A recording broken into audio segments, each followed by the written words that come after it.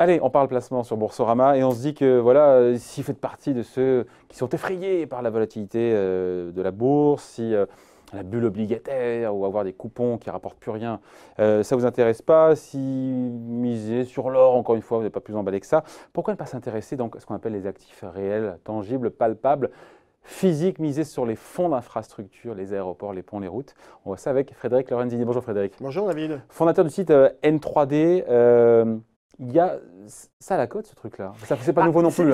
C'est pas le placement qui vient de sortir, mais de nouveau le vent en poupe. Oui, alors ça le vent en poupe parce qu'on est, vous le disiez, dans un environnement où il y a des incertitudes.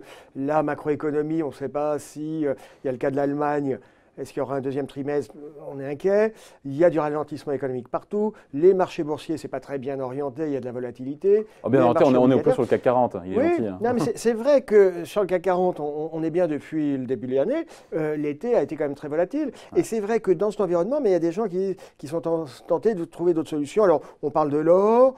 Il y a un regain d'intérêt pour l'immobilier, que ce soit de l'immobilier. Oui, l'immobilier, ça c'est du réel immobilier. Les SCPI. On parle de plus en plus de classes d'actifs un peu exotiques comme la dette émergente. Et puis c'est dans ce contexte un peu où on cherche des idées qu'on parle de plus en plus d'actifs réels. Alors c'est quoi? Ce sont quoi ces actifs tangibles, matériels, physiques et réels? Ça va être des autoroutes, ça va être des aéroports, des ports. C'est ça, ces infrastructures qui intéressent certains investisseurs. C'est des actifs réels qui offrent de la visibilité. Oui, pardon, mais l'immobilier, c'est du dur aussi, hein, pardon de vous contredire. Oui, alors, vous avez tout à fait raison. L'immobilier, c'est du dur, sauf que, en fonction de l'évolution de l'environnement économique, vous allez avoir un taux de vacances de votre appartement ou du mur de commerce. Pour ça, on va vers des foncières, des grosses foncières, les Clépierre, les Unibail. Les foncières, oui, vous avez raison, les foncières, c'est du dur. Mais vous n'avez pas la même transparence sur les cash flows avec une foncière qui va investir dans des entrepôts qu'avec une compagnie d'autoroute. Parce qu'une compagnie d'autoroute, grosso modo, c'est un profil d'obligation. Vous savez, en 2020, en 2021, en 2022, on n'achète pas des ponts, des aéroports, on achète des actions. C'est comme de l'action qui est derrière. Alors vous achetez, par exemple, vous prenez AP2R, autoroute Paris-Rhin-Rhône. Ouais. Okay, AP2R, ça gère des autoroutes. Et on a une visibilité sur le cash flow, ce que l'entreprise va gagner en 2018, en 2019, en 2020, en 2021, en 2022, parce qu'on arrive à faire des projections. Et ces entreprises d'infrastructure, elles ont quasiment un profil d'obligation. Parce qu'on a une idée très claire de combien ça va gagner d'argent l'année prochaine, parce qu'on a une idée très fine du volume d'activité d'une année sur l'autre. Donc c'est de l'action mais avec un profil d'obligation. C'est de l'action avec un profil obligataire. On a une visibilité très fine des cash flows qui vont venir, ce qui est moins le cas avec les foncières. Et puis vous pouvez avoir, comme c'est coté en bourse, c'est de l'action, il peut y avoir un upside, c'est qu'éventuellement, l'action va se valoriser. Mais indépendamment du fait que l'action va se valoriser, sur ces actifs réels cotés en bourse, eh bien, vous avez un profil obligataire. Et c'est ça que les gens aiment parce qu'on a de la visibilité. Et vous en avez quand même moins à cet égard sur les foncières. Et donc on n'y va pas en direct, a priori, on leur fait confiance à des gérants, pas tous, mais qui, voilà, il y a des fonds, il y a des SICAV aujourd'hui qui sont spécialisés sur ces qu'on appelle les fonds d'infrastructure. Voilà, on n'y va pas en direct parce que c'est parfois des actifs difficiles à trouver sur le marché. Notamment. Alors, il y en a en France, mais il y en a très peu, donc vous êtes obligé d'aller soit en Europe, soit à l'international, et donc c'est pas toujours facile d'aller acheter une action japonaise, d'aller acheter une action américaine. Vingtaine de fonds qui existent aujourd'hui en France. Sur le marché français, il y a une vingtaine de fonds, et puis l'actualité, c'est que effectivement, les fonds infrastructures, c'est pas nouveau, mais récemment, la semaine dernière, il y a Nordea, un gérant nordique, qui a annoncé la mise sur le marché d'un nouveau fonds global infrastructure. C'est tendance. OK, c'est tendance. MNG a un fonds infrastructure. MNG, on en a déjà parlé, c'est un gérant anglo-saxon. Ouais. Il a un fonds infrastructure qui n'était pas disponible sur le marché français, qui existe depuis 1 an et demi, 2 ans. MNG annonce qu'il va le rendre disponible sur le marché français. Vous avez Natixis, qui est un gros groupe financier français, qui a créé récemment une société spécialisée dans l'infrastructure qui s'appelle Vauban Infrastructure. Donc c'est à la mode, voilà. Alors, c'est quand même plus qu'un phénomène de mode, parce qu'il y a quand même une réalité économique.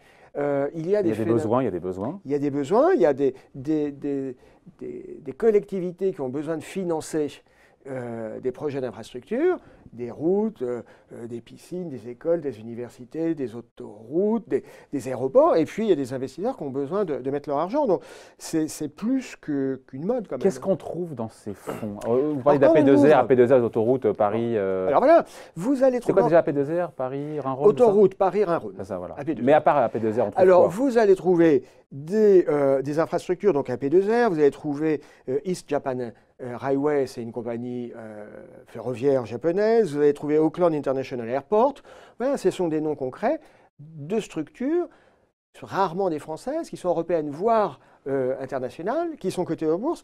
Et puis ça, c'est un peu le cœur. Donc, vous allez trouver dans ces portefeuilles, dans ces fonds, des infrastructures, mais aussi un peu des activités connexes, comme de la construction. Vous allez trouver des valeurs comme SPI, que tout le monde connaît en France, comme Vinci. Et là, ce sont des valeurs connexes dans la mesure où ce ne sont pas directement des entreprises d'infrastructure, mais c'est sur l'amont de l'infrastructure. Et puis, dans certains fonds, on va avoir des entreprises, des entreprises connexes plus ou moins éloignées. Je pense à des fonds où on trouve du Cellnex.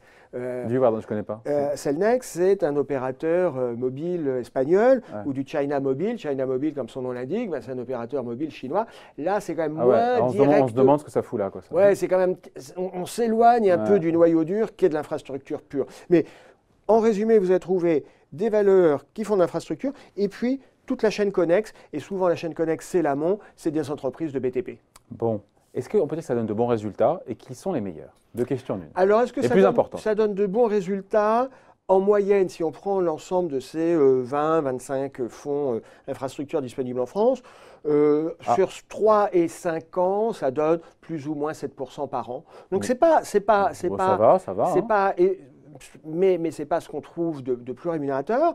L'intérêt, c'est que ça donne à peu près sur 3-5 ans plus ou moins 7% par an, avec une relativement faible volatilité. Ouais, c'est ce couple rendement-risque-là qui est intéressant. Oui, on est sur une volate moyenne à peu près à 10. de 10. Ouais, voilà. C'est bien 10. Alors bien sûr, vous l'évoquez, il y a des disparités, c'est-à-dire que tous ces fonds n'ont pas... Les meilleurs.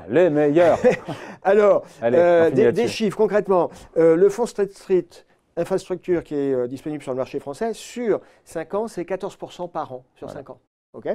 Alors, on l'a dit, il ne faut pas regarder uniquement la performance, il faut regarder aussi la volatilité. Un autre exemple, j'évoquais... Il fait combien en termes de volatilité, le State Street? Il est à peu près à 10-11. Un autre exemple, on évoquait tout à l'heure MNJ, qui est un fonds infrastructure qui n'était pas disponible sur le marché français, qui va le porter en France. Le fonds MNG Infrastructure, c'est à peu près 30% year-to-date, 30% depuis le début de l'année. Mais attention, c'est un fonds qui est jeune, on a moins de volatilité. Et en 2018, il a une performance à peu près flat. Il a fait en 2018 moins 0,7%. Franklin Templeton, une société anglo-saxonne, sur 3-5 ans, vous êtes sur un rendement entre 8 et 9%, avec une volatilité de 9 points. Donc ça, donc c'est pas idiot pour vous de regarder les meilleurs évidemment et de se dire que dans un portefeuille global, avoir un peu de fonds d'infrastructure. Ça apporte de la diversification parce que ce sont en bourse des animaux un petit peu particuliers. Ça a clairement un profil d'obligation entre guillemets. Voilà, on voulait faire le point là-dessus. Merci. Donc explication signée Frédéric Lorenzini, fondateur du site N3D. Merci. À bientôt. Tchuss.